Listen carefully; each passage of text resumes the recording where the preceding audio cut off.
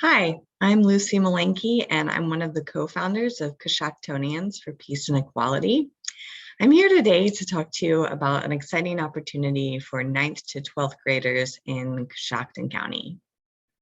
So in collaboration with the Equal Justice Initiative, we are sponsoring a racial justice essay contest this semester that will award at least $5,000 in prizes to the winners. So for this essay contest, we're asking students to write an 800 to 1,000 word essay. So that's about 3 to 4 double-spaced pages. And we want this essay to use a specific historical event of racial injustice to make connections between the past and the present. And we also want the writer to offer their thoughts about how this history can be overcome to change current realities. So I want to start by talking about where you might start if you're interested in participating in this contest. One place to start would be to think about how you see racial injustice impacting our society today. So this might be a personal experience that you've had, or something that you've witnessed, or maybe something you've heard about your friends going through. Or maybe it's something you've seen or heard on the news. So you can consider how stereotypes or assumptions or false ideas about differences between races have shaped the way that people in society are treated.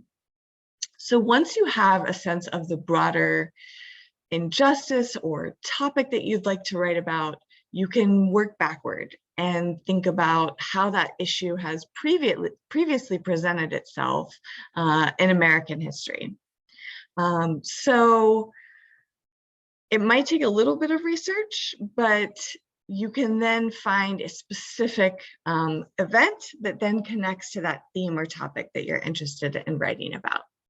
So if I were writing this essay and I were taking this approach, something that comes to mind for me is that I have several Asian American friends and colleagues who have experienced prejudice and mistreatment as a result of the COVID-19 pandemic. So in the early days of the pandemic, you might remember that it was being called the China virus, and there were hate crimes being committed against Asian Americans. And so if I wanted to go and sort of think about and connect, how does this connect to ideas in our history, I might do a little bit of research and see that this isn't the first time that Asian Americans have been scapegoated and mistreated during a time of national crisis. So during World War II, over 120,000 Japanese Americans were forced into internment camps after the attack on Pearl Harbor. And so I might be able to write an essay that would explore the similarities between what happened then and what happened in the present. So another place you might consider starting would be to go to our contest website. And so that website is at sites.google.com/eji.org/Coshocton Essay and Arts Contest. And I'm actually going to share my screen and take us to that website. So there's tons of information here, but I want to draw your attention to the second tab, choosing an essay/artwork topic. And right up top, the Equal Justice Initiative has put together a list of possible themes and topics that you might start with. And these range from enslavement to voter suppression, to housing discrimination, the school to prison pipeline. If any of these topics catch your interest, you can then scroll down to the bottom of the page and click on those topics, and you'll get a definition and some additional source information where you can do some research. And moving back up, another resource that they provide here is the EJI's History of Racial Injustice Calendar and Timeline. This is a pretty incredible resource.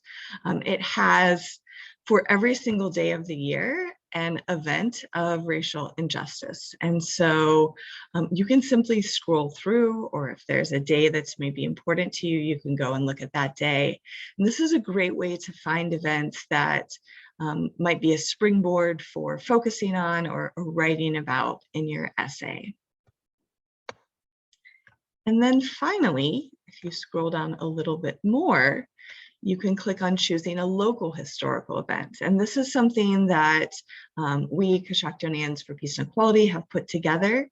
And there are 10 instances listed here with source material of racial injustice that happened in this area, ranging from the late 1700s, early 1800s to the present day.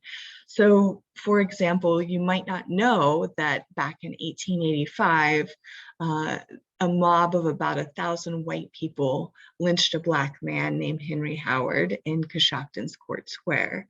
You can read more about that here.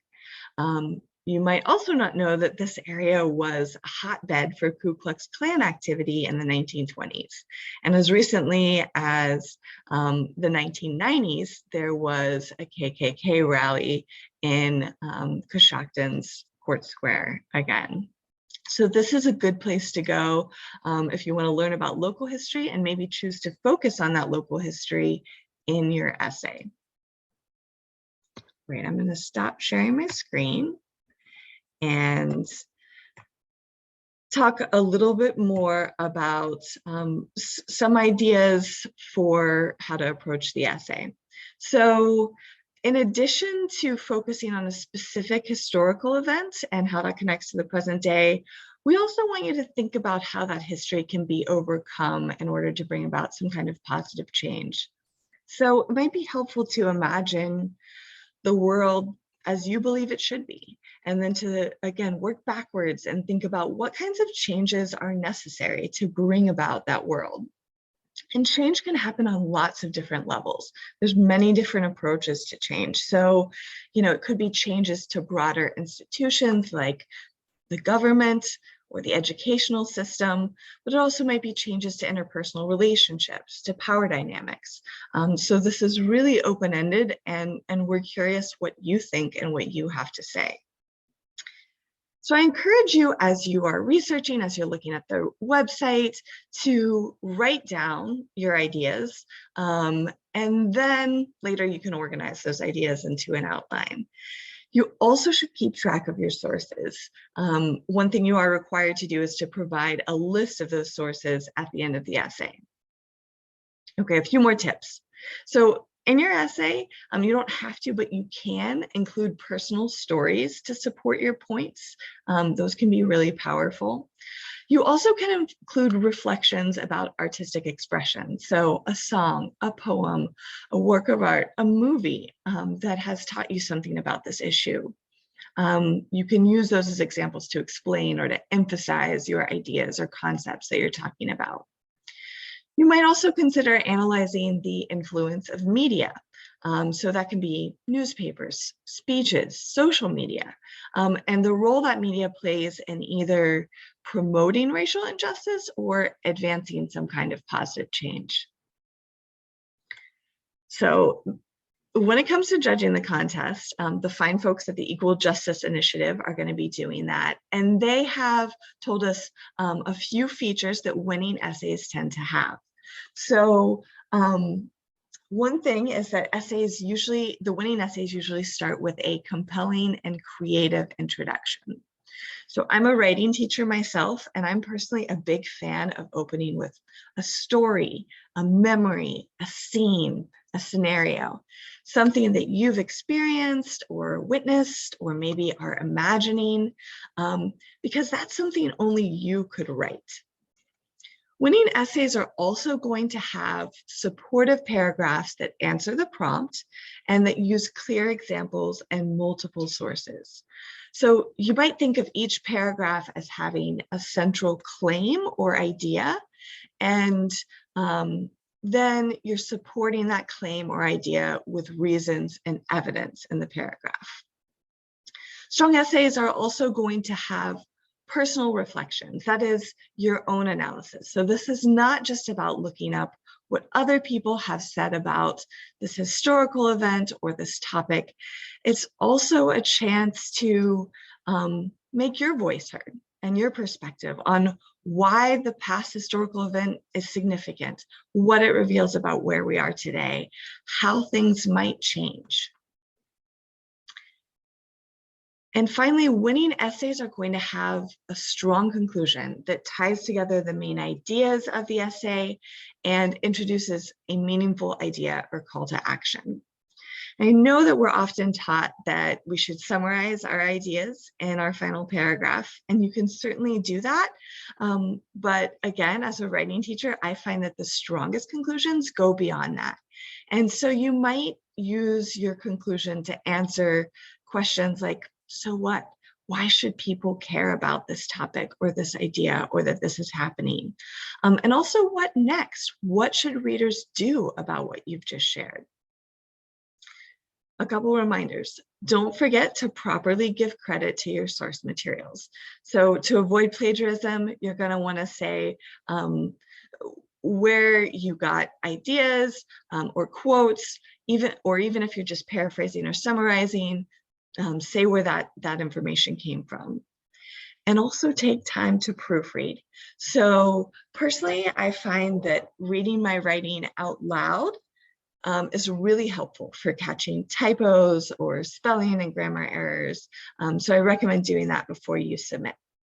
And so once you're ready to submit, you can follow the essay submission instructions on the essay eligibility and guidelines tab of the website. Once again, I'll share my screen so we can take a look at how to do that. So if you go to essay eligibility and guidelines, and then you scroll down to the bottom, there's submission instructions, and there's right there an online essay contest entry form. Okay, the essays are due at 11:59 p.m. on May 1st. So you're welcome to submit anytime before then.